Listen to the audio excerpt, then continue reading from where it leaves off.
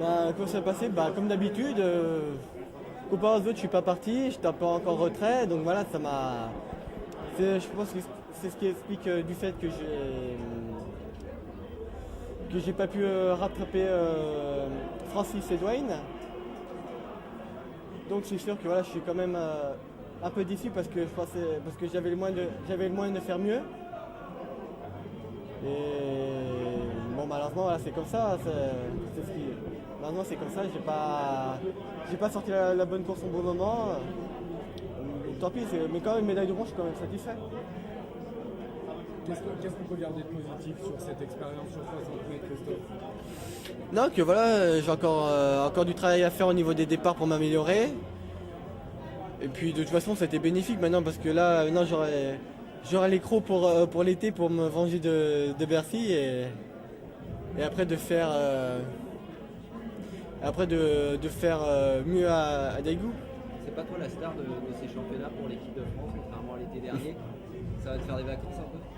Ouais, tant mieux, on me laissera un peu tranquille, comme ça c'est bien. Et puis voilà, comme ça au moins les autres ils pourront en profiter aussi. Qu'est-ce que tu en penses de cette équipe de France justement qui confirme on voit que le 4x4, les deux vont chercher les médailles, même le titre, Teddy qui fait 2 records du monde.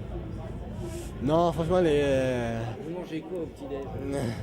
Alors moi je prends des céréales avec du... Ah non, non mais c'est clair que cette équipe de France, ça a retrouvé une nouvelle dynamique et franchement au niveau européen elle commence à bien rivaliser avec tout le monde. Et là c'est clair qu'on a une bonne équipe de France qui au Jeux de Londres peut faire... au Jeux de Londres pourra faire de grandes choses aussi. Et à Daegu, t'es prêt à t'attaquer à Bolt, aux Américains? Ah moi je suis toujours prêt, moi je suis toujours prêt à m'attaquer à n'importe qui, donc moi ça.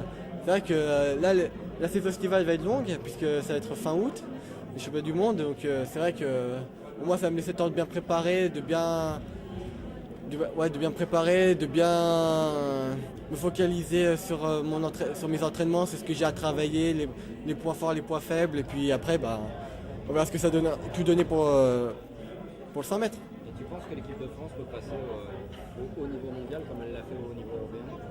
Un peu comme toi en fait, un peu oui, c'est symbole de ce qu'on attend de cette équipe de France.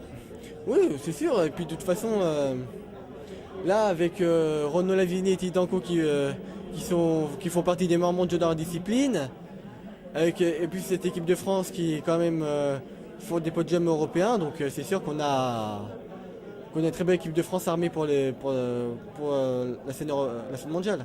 Ça sera quand ta rentrée là, estivale, tu sais déjà, ta première fois? Non, je sais pas encore. On n'a pas encore planifié avec mon coach quand j'allais rentrer, quel meeting j'allais faire exactement, donc on verra ça plus tard. Christophe, une question encore. Les 3 médailles d'or donc, de l'équipe de France, là, donc il y a 3 records de France également, il y a un record du monde. Tu pensais qu'il fallait être à ce niveau-là, toi, pour être sur la première place au niveau 60 mètres? Non, c'est sûr que là, il fallait, bien sûr que ça confirme ce que je pensais, qu'il fallait que je batte mon record pour faire une médaille d'or. Voilà, ça a confirmé. Francis qui fait en 53, donc ça confirme bien ce que j'ai dit. Il fallait que je batte mon record et faire une meilleure course que j'ai fait hier. Les Français qui battent des records de France et des records du monde pour être champion d'Europe, ça montre aussi la vitalité de l'athlète français? Oui, je pense. Et puis de toute façon, là, depuis Pékin, là, l'équipe de France est en train de se retrouver, et de se reconstruire et de retrouver un haut niveau. Et donc c'est quand même très bon pour la suite des événements. Merci. Pierre, bonjour. Donc, vous êtes l'entraîneur de Christophe. Vous pouvez nous expliquer un petit peu les raisons de cet échec, si c'en est un, pour vous?